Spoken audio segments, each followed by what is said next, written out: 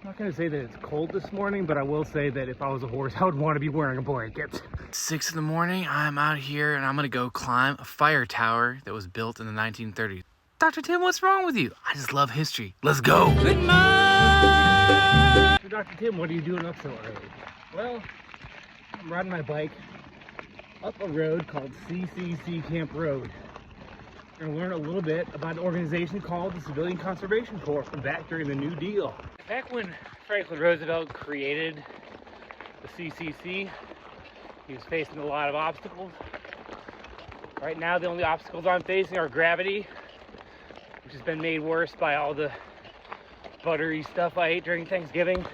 So there's this illustrator, Brendan Leonard, who goes by the name Semi-Rad, and he has this theory that everyone is either an uphill person or a downhill person. You know, the downhill people like kayaking, they like skiing, they like mountain biking downhill, and other people like to go uphill. I'm squarely in the uphill side. I love going uphill. I've been to the top of this mountain before, so this isn't too bad for me. Unfortunately for the United States, however, by the year 1932, the only thing that was going up was unemployment. During the depths of the Depression, unemployment reached as much as 25%, and rates were even higher in rural areas. In the country, things had already been bad since the early 1920s, when the agricultural depression had set in, so rural Americans were really struggling. Here comes Mr. Optimism, though. Franklin Roosevelt launched the New Deal when he became president with a bunch of government policies intended not just to spend money to prime the pump of the economy, but also to put people to work and make them feel good about themselves. People who've been out of the job and casting about looking for work could now find jobs. You know, even if they're not paid well, the government will give them some sort of jobs.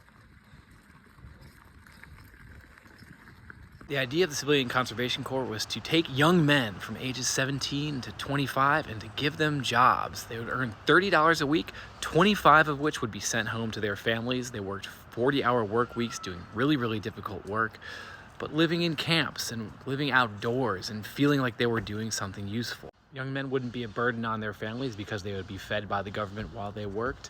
And these young men did all sorts of things. They did erosion control, they cleaned out streams, they planted trees, they fought fires, they built all kinds of campgrounds and recreation areas. They built fire towers like the one I'm riding to today, and they made roads like the road I'm climbing today, the old CCC Camp Road here in Murray County, Georgia. Not too bad. Gorgeous night. Not everything about this program was all sweetness and light, of course. Camps were segregated in all the southern states, including here in Georgia. Up north, most of the camps the CCC had were actually integrated. Getting close now. All right, I'm up at the fire tower. It's always good to check the tag before you go. Let's see here, overall tower condition. Red must mean good, so I'm gonna go ahead and check it out. The cabin is closed at the fire tower today, but there's a fire ban going on right now, so you can bet that back in the 1930s, 40s, right before modern fire spotting, certainly be somebody up here doing a little bit of analog fire spotting, you know, possibly sleeping up in the cabin, just making sure that there are no fires breaking out. Windy day, I'm getting out of here.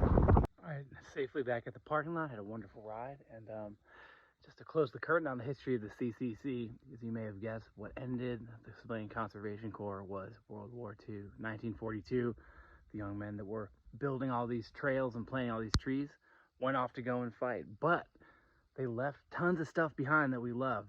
We go to the campground right around the corner from us all the time. There's a spring near us that we go to. So if any of you out there have places that were built by the CCC back in the 1930s that you cherish, let me know in the comments. Dr. Tim out. That'll do, big.